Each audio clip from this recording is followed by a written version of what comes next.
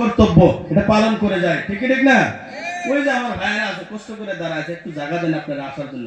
আমার ভাইয়েরা বাবারা আমার এই তিনটা কথা জানায় দিব রে বাবা। টাইম কত হয়েছে? টাইম তিনটা কথা জানায় দিব। এটা বিছুন পাবেন? বিছুন হবো না এটা? এটা বিছুন দিলে আমার ভালো হবে, একটু বাতাস দিও। দেয়া লাগবে। আমার ভাইয়েরা বাবারা আমার তিনটা জায়গায় দেখা হবে নবীর সঙ্গে, তিনটা জায়গায় দেখা হবে। বাবারে ওই তিনটা জায়গায় আজকে আপনাদের সম্মুখে আমি ওয়াজে করে দিয়ে যাব। কোন জায়গার ভিতরে? হযরত আনাস রাদিয়াল্লাহু তাআলা আনহু ডাক দিয়ে বললেন, ইয়া রাসূলুল্লাহ, ইয়া হাবিবাল্লাহ, নবী গো, কিয়ামতের ময়দানে আদম থেকে নিয়ে ঈসা রূহুল্লাহ পর্যন্ত সমস্ত নবীর উম্মতেরা হবে। আদম আলাইহিস সালামের উম্মতেরা হবে, নূহ আলাইহিস সালামের উম্মতেরা হবে, ইব্রাহিম ও খলিলুল্লাহ আলাইহিস সালামের উম্মতেরা হবে। সব নবীর উম্মতেরা থাকবে। আদম থেকে নিয়ে ঈসা রূহুল্লাহ পর্যন্ত সমস্ত নবীর উম্মতেরা থাকবে। নবী গো, এত ভিড়ের মধ্যে আমরা আপনাকে কোথায় তালাশ করব গো নবী? আল্লাহর নবী ডাক দিয়ে বলে, চিন্তা করার কোনো কারণ নাই, চিন্তা করো না। এই তরিকতের বাবারা তিনটা জায়গার কথা বলবো। মানুষের ভিতরে 6টা লতিফা আছে, 18টা মকাম রয়েছে বাবা। এই বস্তুগুলো জানার দরকার আছে কি আছে না? আরো জোরে বলেন, আছে কি আছে না? জানতে গেলে একজন হক্কানি নায়েবে নবী আলেমের হাতে, একজন খলিফার হাতে হাত দেওয়া দরকার আছে কি আছে না? আপনি যদি ডক্টরি শিখেন কই যাবেন? কার কাছে যাবেন? ডাক্তারের কাছে। ডাক্তার শিখলে কার কাছে যাবেন? কথা বলেন না, বুঝেন না নাকি? ডাক্তারের কাছে যাবেন। আপনি যদি ইঞ্জিনিয়ার হন, ইঞ্জিনিয়ার হলে কার কাছে যাবেন? ইঞ্জিনিয়ারের কাছে যাবেন। আপনি যদি মাছ মারা শিখেন তাহলে কার কাছে যাবেন? যারা মাছ মারে। আপনি যদি মিস্ত্রি কাম, পাকা মিস্ত্রি কাম শিখতে চান তাহলে কার কাছে যাবেন? ভালো একজন মিস্ত্রির কাছে যাবেন। তেমনি যদি সঠিক তরিকা শিখতে চান, কাদরিয়া, চিশতিয়া, নকশবন্দিয়া, সরবরদিয়া, তাহলে হক্কানি একজন আলেমে দ্বীনের কাছে যাওয়া লাগবে, ঠিক ঠিক না? আরে জোরে বলেন, ঠিক ঠিক না? একটু দুরূদ শরীফ পড়েন। আল্লাহুম্মা সাইয়্যিদানা মুহাম্মাদ ওয়া আলা সাইয়্যিদানা। কি বলতেছিলাম বাবারা? কিয়ামতের ময়দানে সমস্ত নবী উম্মতেরা হবে। আর জিজ্ঞাসা করলেন, ইয়া রাসূলুল্লাহ, আপনাকে কোথায় পাবো? নবীজি বললেন, 3 জায়গায় আমার সঙ্গে দেখা হবে, 3 জায়গায়। সেই 3টা জায়গা আজকে জানা দিয়ে যাইতে চাই। গুয়াহাটি যদি আপনি জিএমসি হাসপাতালে যান, গুয়াহাটি যদি আপনি জিএমসি হাসপাতালে যান, আপনি জীবনে কোনোদিন যান নাই, জিএমসি হাসপাতাল আপনি দেখেন নাই, ভাঙ্গাঘর আপনি দেখেন নাই, কালাপানি আপনি দেখেন নাই, আপনি কেমনে করে যাবেন? আমার সভাপতি সাহেব তিনি দেখেছে, কয়েকবার জিএমসি হাসপাতালের মধ্যে গিয়েছে। যদি আপনি এনার সঙ্গে যান, সুবিধা হবে কি হবে না? যারা দেখছে তার সঙ্গে গেলে সুবিধা হবে কি হবে না? আমার বন্ধুগণ, যারা ইবাদত করে করে আমার আল্লাহ রাব্বুল আলামিনের নিকটবর্তী হয়ে গেছে, আল্লাহ রাব্বুল আলামিনের জিকির করতে করতে আল্লাহর কাছাকাছি হয়ে গেছে, নবীর দুরূদ শরীফ পড়তে পড়তে, নবীর মিলাদ পড়তে পড়তে, নবীর প্রেম ভালোবাসা নিয়ে থাকতে থাকতে নবীর হয়ে গেছে, তারা অবশ্যই জানে ওই 3টা জায়গা কিয়ামতের ময়দানে কোথায় থাকবে। বলেন সুবহানাল্লাহ। আমার বন্ধুগণ, আমার দয়াল নবী রাহমাতুল লিল আলামিন জানায় দেয়, হে আনাস শোনো, কিয়ামতের ময়দানে তোমরা আমরা পাইবা, আমাকে তোমরা পাইবা, আমাকে তোমরা পাইবা মিজান কাল পাল্লার কাছে। মিজানের কাছে গেলে তোমরা আমাকে পাইবা। ওই মিজান পাল্লার কাছে যখন আমি নবী দাঁড়িয়ে থাকবো, আমার উম্মতেরা নফসি নফসি বলে দৌড়ায়া ওই জায়গার ভিতরে আমার উম্মতদের নেক গুনাহ তোলা হবে। যে উম্মতগুলোর গুনাহ ভারী হয়ে যাবে, আল্লাহর হুকুম হবে তারা জাহান্নামের মধ্যে চলে যাবে। যে উম্মতগুলোর নেকি কাম নাকি ভারী হয়ে যাবে, তারা জান্নাতের মধ্যে চলে যাবে। আমার দয়াল নবী ডাক দিয়ে বলে, তোমার চিন্তা করার কারণ নাই। ওই কিয়ামতের ময়দানে আমি নবী মিজান পাল্লা যে জায়গার ভিতরে কায়েম থাকবে, মিজান পাল্লা কায়েম করা হবে, আমার উম্মতদের গুনাহ মাপা হবে, আমার উম্মতদের নেকি মাপা হবে। আর যাদের গুনাহ বেশি হয়ে যাবে রে আমি নবীর নিজের নেকি গুলা দিয়া আমার উম্মতের নেকির পাল্লা ভারী করে দিব, আমার একটা উম্মতকেও আমি জাহান্নামে যাইতে দিব না। বলেন সুবহানাল্লাহ। ওরে আমার দয়াল নবী নূরের সবে আর আসবে না জগতে, বলেন দয়াল নবী আর আসবে না।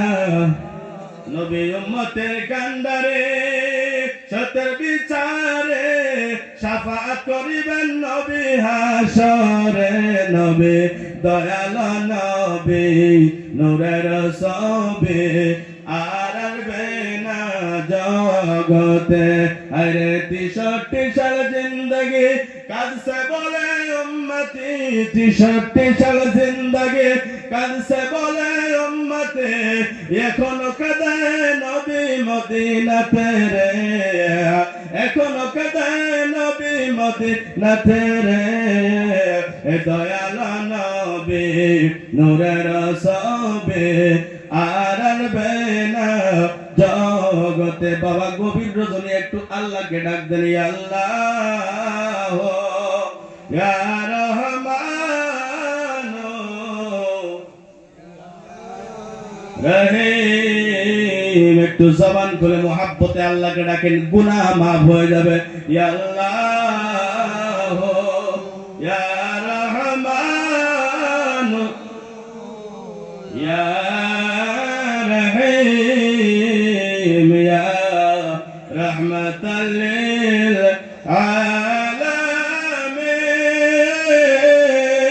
আলামিন ইয়া রাহমাতাল লিল আলামিন ইয়া শাফিআল মুযনিবিন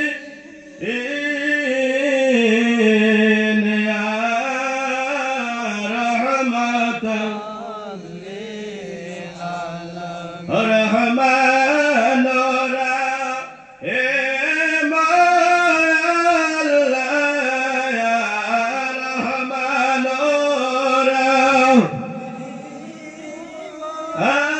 আল্লাহ কুরআন পাকে পড়াছে তোমারে রহমতে ধারে আল্লাহ মিসকিন আমরা শাহজাসে তোমারে রহমত দারে আল্লাহ মিসকিন আমরা শাহজাসে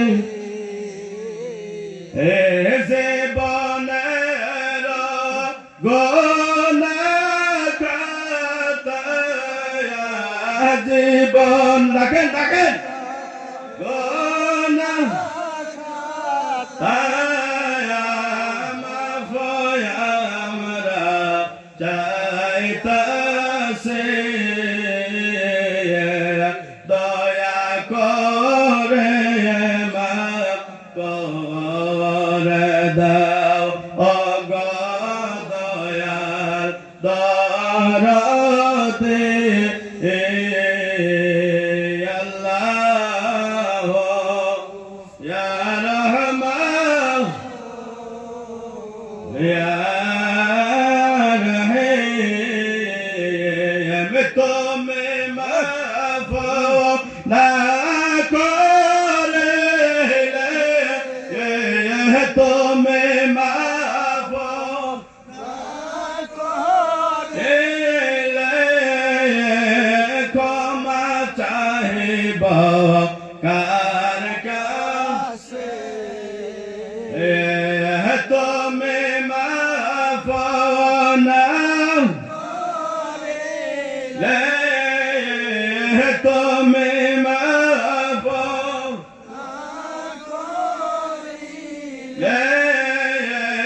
ক্ষমা চাহিব কার কাছে গোনার বোঝা মাথায় লয়ে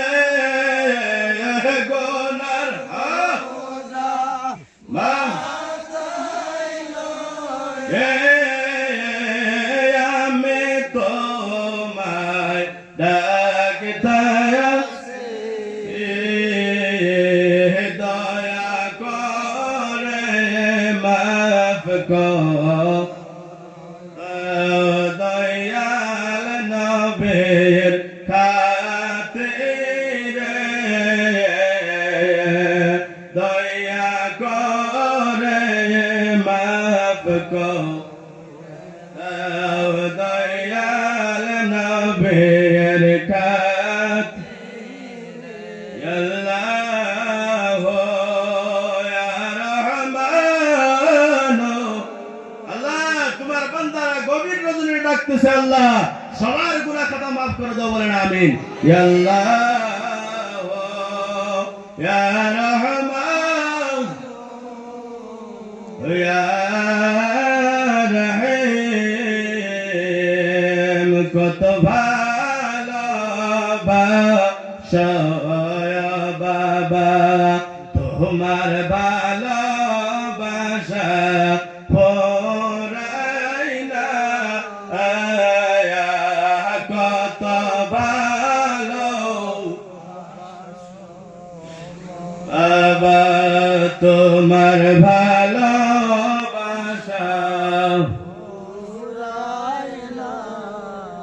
ও দেখলে বাবার নূর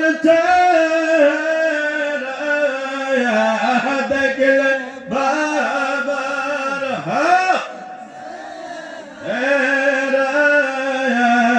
দিলে দরজ মানে না কত ভালো ও বাবা তোমার ভালোবাসা পরাই না আল্লাহ ও ইয়া রহমান ইয়া রহিম বাবা কোনার দিকে লক্ষ্য কইরা রাতের বেলা যখন ঘুম থেকে উঠবেন আল্লাহ রাব্বুল আলামিনকে স্মরণ কইরা চোখের পানি ছেড়ে ছেড়ে গভীর রজনীতে যদি একদিন কাঁদতে পারে এই চোখের পানি জমিনে পড়ার আগে আমার আল্লাহ আপনাকে maaf করে দিবে বলেন সুবহানাল্লাহ তো কই জায়গায় পাওয়া যাবে বলছিলাম দুই জায়গার ভিতরে তিন জায়গার ভিতরে আমার দয়াল নবীকে পাইবেন এক জায়গার কথা বললাম রে বাবা টাইম কত হইছে আমার ভাইরা বাবার আমার 11:46 সময় হয়েছে তাহাজ্জুদের সময় হয়ে গেছে বাবারা আমি আপনাদের কাছে বেশি কিছু চাইবো না আমার কি ভাই এলেন না সাহেবের দাওয়াত কিতাব আলী সাহেব অনেক কষ্ট করে জলসার মাহফিল জলসার প্যান্ডেলটাকে সাজায় আপনি আমার জন্য জান্নাতের বাগান করে বসার জন্য সুযোগ করে দিয়েছে এই জলসাটা সামনে বছর আরো বড় করে হোক আমরা চাই কি চাই না কে কে চান দুই হাত তুলে দেখান ইনারা হাত তুলে নেই যুবকরা হাত তুলছে এবার ওরাই শাহরুখ